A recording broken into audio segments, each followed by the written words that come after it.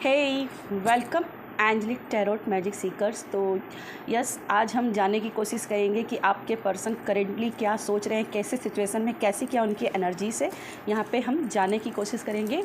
तो स्टार्ट करेंगे कुछ मैसेजेस से कि आपके पर्सन आपको क्या मैसेज करना चाहेंगे राइट नाउ। आपके पर्सन आपको क्या मैसेजेस देना चाहते हैं right now. Divine angels guide कीजिए।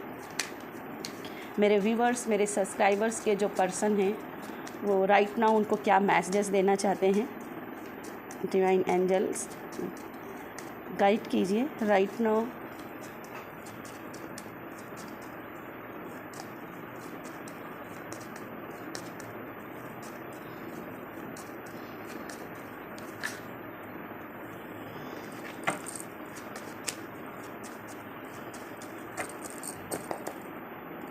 तो फर्स्ट आपके लिए जो आपके पर्सन के द्वारा जो मैसेज है वो है यहाँ पे, I love you very much. Oh my God, बहुत ही रोमांटिक हैं। Okay, I don't know what I would do without you. Okay, next card है, you are my everything. It's lovely, it's lovely.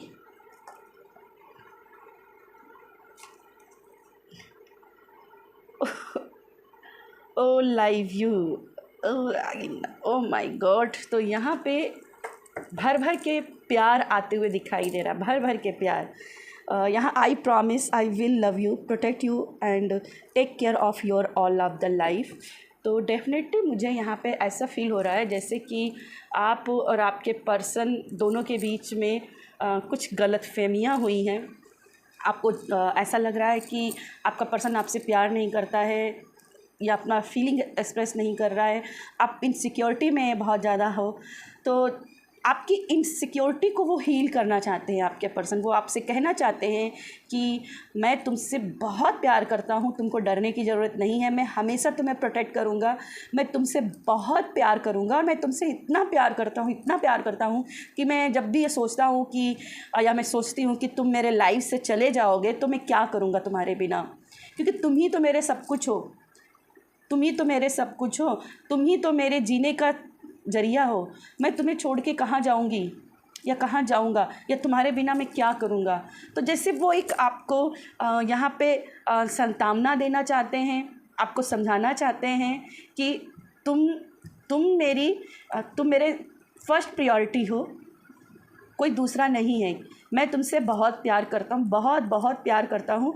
और यहाँ पे पैम्परिंग वाला love भी मुझे महसूस हो रहा है कि जैसे वो आपकी बहुत केयर करते हैं, बहुत आपको पैम्पर करना चाहते हैं, लेकिन कहीं ना कहीं आपकी कुछ ना कुछ इनसिक्योरिटी चल रही है इस समय, और इस इनसिक्योरिटी को कहीं ना कहीं आपको हील करने की ज़रूरत है। ठीक है, मुझे राइट नाउ ऐसा इस एनर्जी से महसूस हो रहा है। चलिए आपके लिए देख लेते हैं आपके पर्सन करेंटली क्या एनर्जी है और क्या और कहना चाहते हैं। डिवाइन एंजल्स गाइड कीजिएगा, डिवाइन एंजल्स गाइड कीजिएगा, डिवाइन एंजल्स गाइड कीजिएगा, डिवाइन एंजल्स गाइड कीजिएगा। कुछ लोग देखो यहाँ पे कमेंट करते हैं कि ऐसा नहीं है, वैसा नहीं है।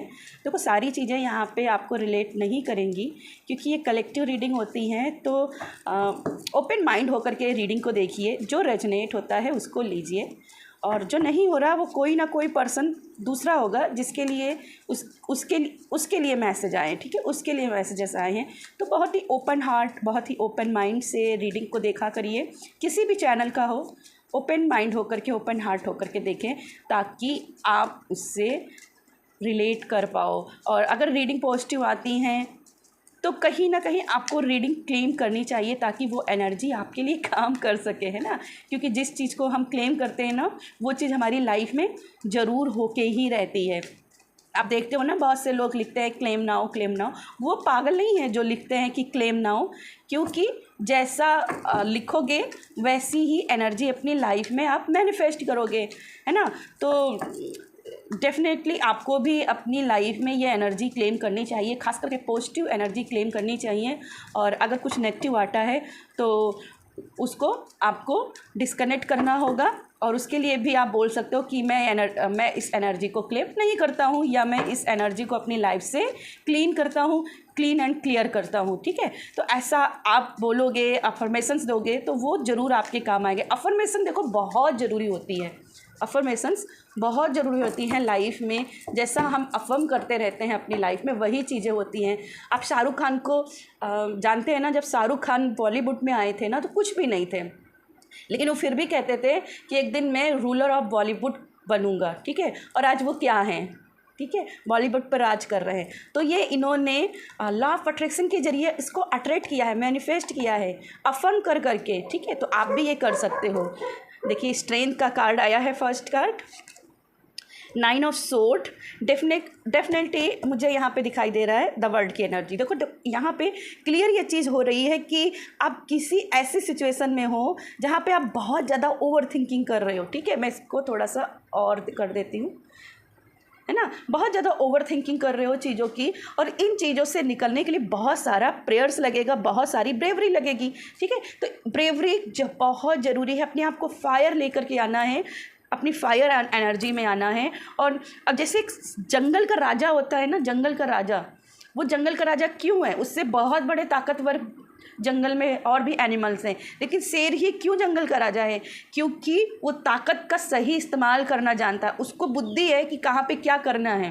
ठीक है, तो कहीं ना कहीं इस एंजाइटी से निकलोगे, इस वरी से निकलोगे, तभी तो अपनी बुद्धि का सही से इस्तेमाल कर पाओगे, और तभी तो अपनी पावर पे क्लेम कर पाओगे। तो कहीं ना कहीं मुझे यहाँ पे दिखाई दे रहा है आप अपनी एंजाइटी से बाहर निकल रहे हो, और आपका पर्सन भी, आपके पर्सन की तरफ से भी आपको कोई ना कोई पॉजिटिव रिस्पांस देखने को मिलेगा। क्योंकि यहाँ पे सूरजमुखी के फूल हैं, तो सूरजमुखी के फूल हैप्पीनेस की बात करते हैं। तो यहाँ पे कोई ना कोई गुड न्यूज़ आपको अपने पर्सन के द्वारा मिल सकती है, या आपका पर्सन आपके लिए कोई एक्शन ले सकता है जो कि आपके लिए एक गुड न्यूज़, एक हैप्पीनेस की एनर्जी को जनरेट करेगा। तो कोई ना कोई आपके पर्सन की तरफ से गुड न्यूज़ आते हुए दिखाई दे रही है। यहाँ पे ईगल है, तो मुझे ऐसा दिखाई दे रहा है कि आपका पर्सन बहुत क्लियर माइंड में है कि मुझे लाइफ में करना क्या, बहुत स्ट्रेट फॉरवर्ड होकर के फैसले लेने वाला है कि मुझे करना क्या है, आगे बढ़ना है कि इस रिश्ते को ख़त्म करना है, या इस रिश्ते के लिए आगे क्या बढ़ना। मतलब जो उसकी लाइफ की सिचुएशन चल रही है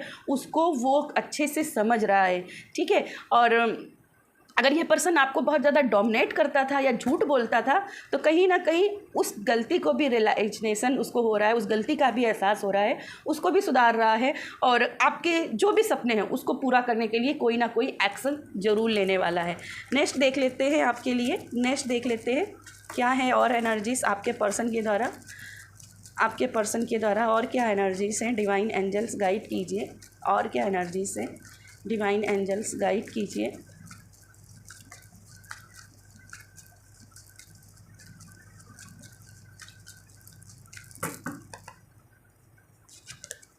Knight of Wands, 3 of Pentacle,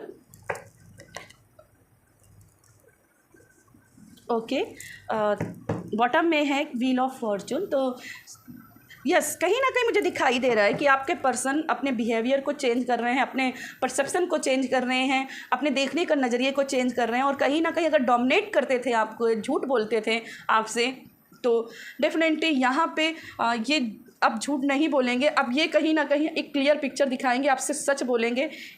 अब ना लॉयल्टी का ये रास्ता अपना रहे हैं। ठीक है, यहाँ पे भी देखोगे तो नाइट ऑफ वैंड्स है, और ये भी फायर की एनर्जी बात कर रही है। तो डेफिनेटली मुझे ऐसा दिखाई दे रहा है कि फायर की एनर्जी आपके पर्सन की रहेगी, बहुत ही एक्साइटमेंट इनको रहेगी, आपसे मिलने की अट्रैक्शन रहेगा।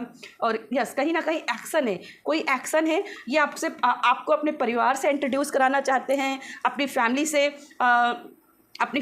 अपने कलीग से, अपने रिश्तेदारों से, अपने फ्रेंड से आपको इंट्रोड्यूस करा रहे हैं, आपसे मिलवाना चाहते हैं कि देखो ये पर्सन मेरा है। और अगर आपके पर्सन किसी थर्ड पार्टी के साथ में भी गए थे ना, या कोई थर्ड पार्टी, मान लीजिए थर्ड पार्टी फैमिली थी, फैमिली बोल रही थी कि नहीं नहीं, हम आप दोनों की शादी नहीं होने दे सकते हैं, आप दोनों की ये समस्या है, आपकी लाइक डिसलाइक अलग है, आपका रिलीजन अलग है, अब हम आप दोनों शादी नहीं कर सकते हो। कहीं ना कहीं अगर ऐसी बातें कर रहे थे ना, तो मुझे यहाँ पे ऐसा दिखाई दे रहा है कि उनको वो मना लेंगे। ठीक है, उनको वो मना लेंगे आपके पर्सन, और जल्दी कोई फ़ैसला लेंगे। यहाँ पे अगर देखोगे तो इंगेजमेंट को भी नाइट ऑफ वेंट्स, क्या इंगेजमेंट या फिर बोल लीजिए प्रपोजल का कार्ड भी होता है। तो यहाँ फिर से कहूँगी इनकी तरफ से प्रपोजल आने के चांसेस हैं, जहाँ पे ये अगर आपके पर्सन जिसको आपको एक्सप्रेस नहीं कर रहे थे अपना लव, जिसकी वजह से इनसिक्योरिटी आई थी, तो ये अपना लव भी एक्सप्रेस करते हुए दिखाई दे रहे थे। और जो भी ऑब्स्टिकल थे वो ऑब्स्टिकल यहाँ पे हील होते हुए दिखाई दे रहे हैं, जो भी ऑब्स्टिकल थे हील होते हुए दिखाई दे रहे हैं। और जो फैमिली इश्यू या थर्ड पार्टी इश्यू कोई भी था, मैं ये नहीं कहूँगी कोई थर्ड पार्टी में कोई आप दोनों के बीच में कोई प्रेमिका या प्रेमी है, नहीं, ये हो सकता है कि फैमिली हो, कोई रिश्तेदार हो, कोई आप ऐसा फ्रेंड्स हो जो आप दोनों की दोस्ती को, आपके लव को नहीं पसंद करता और आपके पर्सन के कान भरता हो, तो वो भी अपने आप आपकी लाइफ से रिमूव होते हुए दिखाई दे रहा है। उसकी भी अब नहीं चलने वाली। अब आपके पर्सन कहीं ना कहीं क्लियरिटी में आ रहे हैं, क्योंकि अब उनका देखने का नज़रिया चेंज हो रहा है। ठीक है, अब उनके देखने का नज़रिया चेंज हो रहा है। चलिए और देख लेते हैं और क्या एनर्जीज है, और क्या एनर्जीज हैं। डिवाइन एंजल्स गाइड कीजिएगा, डिवाइन एंजल्स गाइड कीजिएगा। और क्या एनर्जीज हैं, डिवाइन एंजल्स गाइड कीजिएगा, डिवाइन एंजल्स गाइड कीजिएगा।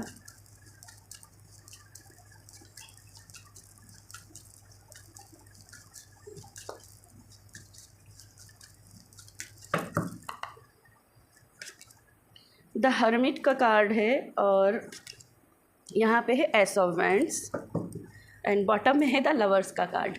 ओके, अब देखो यहाँ पे भी देखिए, ये है द लवर्स का कार्ड, जहाँ पे बॉन्डिंग बन रही है। यहाँ पे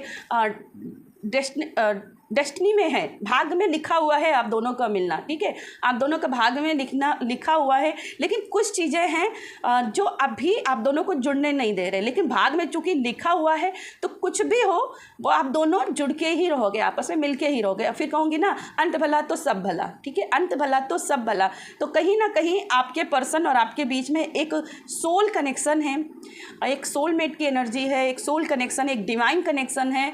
आप लोग पहली बात तो मिले नहीं हो, मिलाए गए हो, और यूनिवर्स के द्वारा मिलाए गए हो और एक दूसरे के लिए ही बने हो।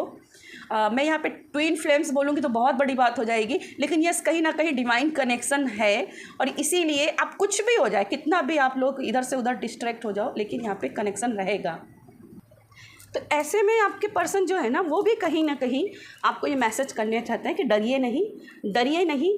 हम दोनों की जब आत्मा जुड़ी हुई है तो हमें कौन अलग करेगा। ठीक है, यहाँ हर्मिट का कार्ड है, कहीं ना कहीं हर्मिट का कार्ड शो कर रहा है कि अपने ऊपर अकेलेपन को हावी मत होने दो, अपने अंदर कुछ एक्साइटमेंट लेकर आओ। क्योंकि यहाँ पे हर्मिट और यहाँ पे एस ऑफ वैंड्स, तो कहीं ना हर्मिट क्या है ना, कोल्ड एनर्जी है।